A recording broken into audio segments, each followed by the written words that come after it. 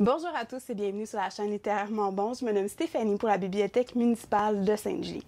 Ce soir, nous avons la chance de recevoir la journaliste à la retraite qui écrit aussi des livres, Michèle Ouimette. Bonjour. Bonjour. Merci de m'accorder cette entrevue. Ça me fait plaisir. Pour commencer, on va rappeler que vous avez écrit 3 livres, dont 2 romans, tous les 2 publiés aux éditions Boréal, soit La Promesse en 2014 et L'Heure mauve en 2017.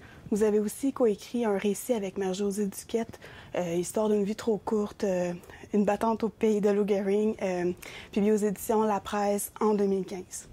Est-ce que vous préparez l'écriture de vos livres de la même manière que les articles que vous avez publiés tout au long de votre carrière? C'est complètement différent. Premièrement, c'est pas la même partie de mon cerveau qui travaille. Quand j'écris un article, je note absolument tout, je dois être rigoureuse, j'interviewe les gens. Alors, il n'y a aucune part d'imagination ou de fiction dans ce que je fais. Tandis que quand j'écris un roman, c'est un souffle différent parce que c'est beaucoup plus long. Tu sais, je peux prendre 1 an, 2 ans pour l'écrire et c'est de la fiction. Donc, je peux inventer. Il faut que la toile de fond soit vraie, soit crédible, mais pour tout le reste, c'est de la fiction. C'est mes personnages, c'est mon univers que je peux créer. Donc, ces 2 processus-là, à l'opposé. Complètement différent. Dans La Promesse, vous nous avez parlé des difficultés d'adaptation d'une Afghane au Québec. Dans L'Heure mauve, vous traitez de la vieillesse, de la mort, la maladie dans un centre de personnes âgées. Est-ce que l'écriture est une façon pour vous de confronter vos peurs, un peu comme vous vous préparez à ça ou des choses comme ça? Dans La Promesse, non. Je dirais que dans La Promesse, c'est plus les dilemmes des journalistes. Donc, c'est une journaliste qui fait une promesse à une Afghane qui lui dit « Si tu émigres au Canada, je vais t'aider ». Et c'est une tentation qu'on a sur le terrain quand on voit des gens désespérés qui nous demandent de l'aide. Mais il ne faut pas faire ces promesses-là parce que souvent, on ne peut pas les tenir. Donc, ça, c'est une chose. Pour ce qui est de L'Heure mauve, c'est un livre sur la vieillesse. Et oui, il y a beaucoup de mes peurs là-dedans. La peur de mourir, la peur de vieillir, la peur de prendre sa retraite, la peur d'avoir une vie qui se rapetisse, qui se rétrécit. Oui, il y a beaucoup de mes peurs là-dedans. Moi aussi. Parce que quand j'ai lu L'Heure mauve, justement, lorsque j'ai fini, j'ai eu envie de mettre beaucoup d'argent dans mes rêves, première chose. Et aussi de ne pas avoir une longue vieillesse malade et difficile. Vous traitez souvent de sujets qui sont un peu, je pourrais dire, pas faciles, des fois tabous.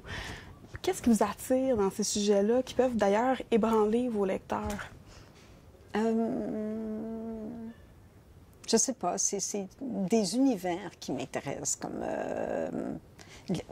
le premier roman, c'est vraiment mon expérience en Afghanistan et le sort de toutes ces femmes et aussi les dilemmes des journalistes sur le terrain. Et pour ce qui est de L'Heure mauve, il y a aussi beaucoup de la vieillesse de mes parents là-dedans. Mes parents qui ont une vie heureuse, mais vraiment une vieillesse malheureuse, assombrie par la maladie. Ma mère avait l'Alzheimer. Et quand mes parents, en fin de vie, ont vécu dans une résidence personnes âgées, quand je suis arrivée dans cette résidence-là, j'ai dit hey, « moi, j'écris un roman ».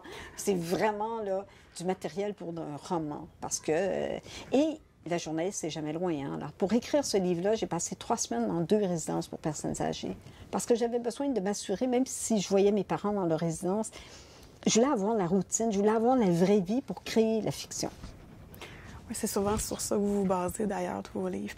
Puis en parlant de fiction, est-ce que vous avez des projets littéraires qui s'en viennent en cours? Mais là, j'ai un livre qui va sortir cet automne chez Boréal, qui est un peu le récit de mes reportages à l'étranger, mais c'est pas rien de... C'est juste montrer à quel point on travaille dans le chaos, en fait. Je pense que c'est ça qui ressort. Et là, j'ai un projet, oui, de roman que je devrais entamer là, cet automne. Dans ma tête, il est avancé et il me reste de la recherche à faire. Et puis, après, ben, je vais entamer l'écriture.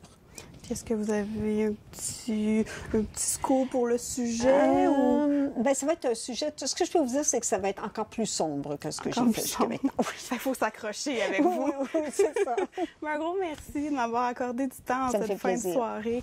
Pour ceux qui ont envie de lire un roman de Michèle Ouimette ou un récit même, je vous invite à venir nous voir à la bibliothèque. Sinon, vous pouvez vous abonner à notre chaîne ou regarder d'autres vidéos pour d'autres entrevues, des suggestions de lecture. Sur ça, je vous souhaite de bonnes lectures.